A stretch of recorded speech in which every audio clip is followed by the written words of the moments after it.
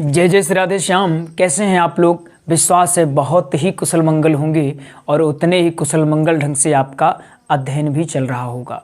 विश्वास है आप में वही ऊर्जा और जोश हमें देखने को मिलेगा जो आप में प्रारंभिक स्तरों में था।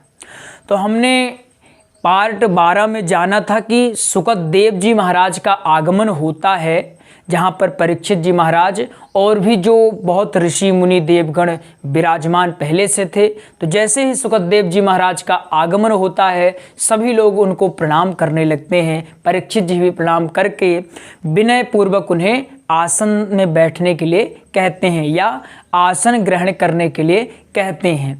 ये आपने इतना जान लिया था। आपने ये भी जाना था कि परीक्षित जी महाराज सुकदेव जी से एक प्रश्न पूछते हैं कि बरियाने सते प्रश्न, यानी कि जग से कल्याण, यानी कि मरने वाले को क्या करना चाहिए। आपने इतना जान लिया था। आइए समझते हैं और हो सके तो लिखते भी जाइए। लेकिन अभी काम क्या करिए, आप पहले इसको समझिए फिर इसके बाद आप लिख लेंगे। हालांकि लिखने की आवश्यकता ही नहीं पड़ेगी, आपके पास नोट्स है, समझ में आ जाएगा। तो बिल्कुल उसी ऊर्जा और उत्साह के साथ आपको बताते हैं क्या हुआ था। परीक्षित जी महाराज ने प्रश्न किया, आप बहुत ही ध्यान से सुनिए। अब क्लास आपकी प्रारंभ हो चुकी है, कोई भी लापरवाही आपको पीछे लेके जा सकती है। तो परीक्षित जी महाराज ने सुकदेव जी से प्रश्न किया। सुकदेव जी से क्या किया? प्रश्न किया। प्रश्न क्या किया? अब देखिए, ये आपको कोई भी, अगर हम तो नहीं मान सकते कि कोई अगर छोटा बच्चा भी होगा अगर इतने आसानी से समझाने के बाद भी नहीं समझेगा, इसका मतलब क्या कर सकते हैं? इसका मतलब यही कि हम में कोई कमी होगी। तो हम तो बारीकी से छोटी छोटी बात भी समझा के लेके चलते हैं। ऐसा हमें तो नहीं लगता कोई भी गुरुकुल कोई भी समझाता होगा। हम ये चाहते हैं, हम ये मान के चलते हैं कि छोटे बच्चे को, जैसे छोटे बच्चों को समझाते हैं वैसा चाहते हैं कि आपको समझाएं, ताकि कोई भी डाउट न रह जाए। एक छोटी सी छोटी बात को आपको बताते हैं। तो बिल्कुल ध्यान से सुनिए। परीक्षित जी महाराज ने सुकदेव जी से प्रश्न किया। अब आपके मन में एक सवाल और आता होगा, गुरुजी ये तो आप समझा रहे हैं लेकिन कथा हम बोलेंगे कैसे, मंच पर बैठ के बोलेंगे कैसे, क्या क्या शब्द कैसे लेंगे? इसी के लिए आपको नोट्स दिया गया है। और दूसरी बात, पहली बार तो नोट्स आपको दिया गया, दूसरी बात जब आपकी कथा पूर्ण हो जाएगी उसके बाद आपको ऐसे 20-20 मिनट 30-30 मिनट का मेजर वीडियो जिसमें जिस तरह से कथा आपको बोलनी है उस तरह से बताएंगे। अभी आपको केवल कथा याद करवा रहे हैं कि हाँ ये प्रथम दिवस की कथा है, यह द्वितीय दिवस का, आज द्वितीय दिवस का 14वां भाग है। तो क्या हुआ? परीक्षित जी महाराज, बहुत ही ध्यान से सुनिए और बहुत इंपॉर्टेंट बात ये चल रही है। द्वितीय दिवस लगभग समाप्ति होने वाला है। तो परीक्षित जी ने सुकदेव जी से प्रश्न किया, मरने वाले को क्या करना चाहिए? मरने वाले को क्या करना चाहिए? क्या करना चाहिए? ये प्रश्न किसने पूछा? परीक्षित जी महाराज ने सुकदेव जी से पूछा कि मरने वाले को क्या करना चाहिए। सुकदेव जी ने यह प्रश्न सुना और बहुत गदगद हुए। कहा, परीक्षित जी महाराज मैंने आपकी कीर्ति सुनी थी लेकिन आज साक्षात देख भी लिया। अरे भाई, जो हम खाएंगे वही न डकार रहेगी। ये कौन कह रहा है? मैं नहीं कह रहा हूं, ये सुकदेव जी महाराज कह रहे हैं परीक्षित जी को कि हम जो खाते हैं वही डकार आती है। तो परीक्षित जी महाराज के अंदर गुण है, ये महात्मा है, इन्हें साक्षात भगवान बचाने आए थे गर्भ में। एक कोई आम पुरुष नहीं है, एक महात्मा है।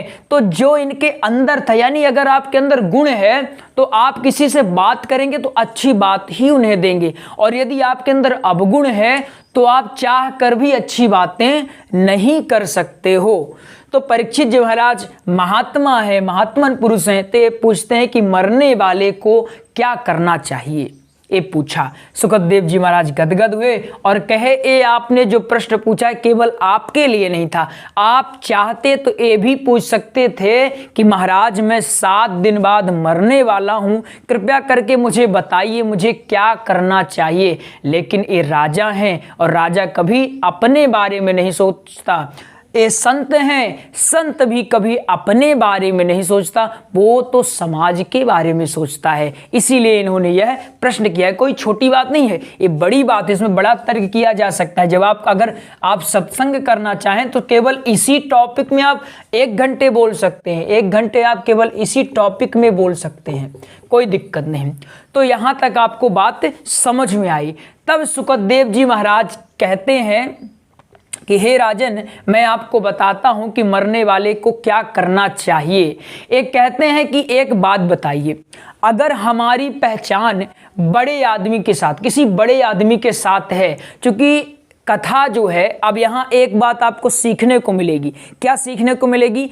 सुखदेव जी महाराज चाहते तो सीधे सीधे बताते कि कृष्ण की भक्ति करनी चाहिए, श्री कृष्ण नाम संकीर्तन करना चाहिए, नामों का गुणानुवाद करना चाहिए, ये सुखदेव जी महाराज बता सकते थे। आपके लिए बड़ी शिक्षा है, जो खासकर जो प्रवक्ता बनना चाहते हैं। अब आपको यहां एक बात समझ में आएगी, वो बात क्या है, चलिए आगे बताते हैं।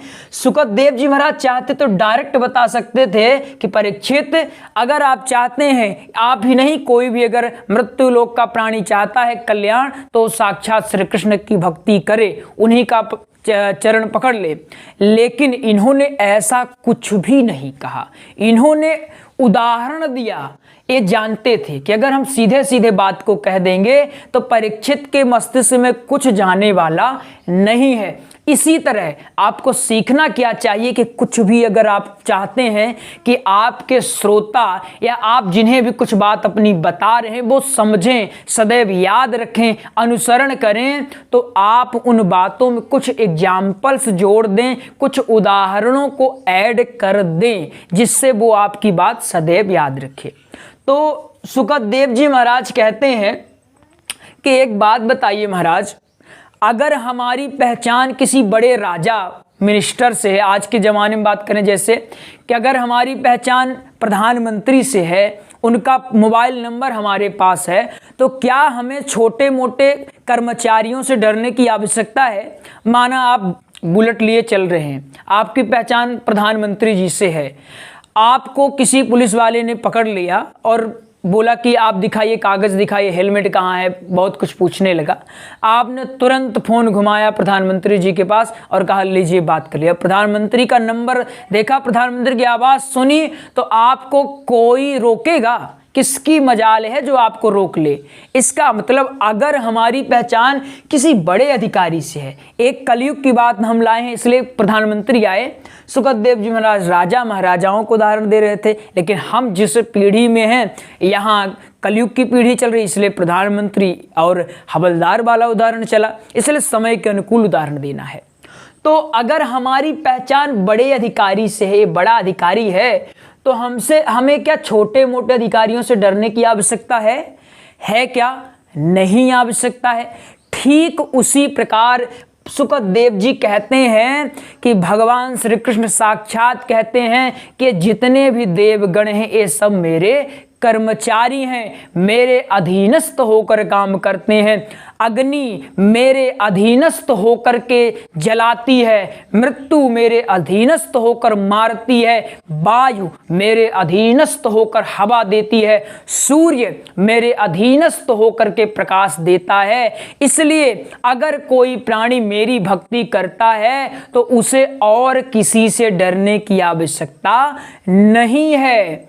तो यहाँ निष्कर्ष क्या निकलता है कि अगर हमारी पहचान बड़े अधिकारी, यानी हम अगर श्री कृष्ण के भक्त हैं, अगर श्री कृष्ण के भक्त हैं, तो हमें मृत्यु से डरने की कोई आवश्यकता नहीं है। सुखदेव जी महाराज कहते हैं कि बताइए महाराज, हमें सब कुछ निःशुल्क मिल रहा है, वायु से लेकर प्रकाश तक, हमें एक पैसा भी देने की आवश्यकता नहीं पड़ती है, फिर भी हम कभी भी पैसा तो दे ही नहीं रहे हैं, लेकिन कभी भी उपकार भी नहीं मानते हैं कि हे सूर्यदेव बहुत कृपा हुई, आप अगर आज नहीं आते तो मेरा जीवन अंधेरे में ही रहता। आज सोचिए अगर एक दिन बिजली का बिल आपका डिले होता है, लेट होता है, तुरंत नोटिस आ जाती है कि आपका बिजली बिल नहीं आया, इसलिए बिजली की कटौती की जाती है। लेकिन हमारे साथ ऐसा कुछ हुआ क्या? नहीं हुआ।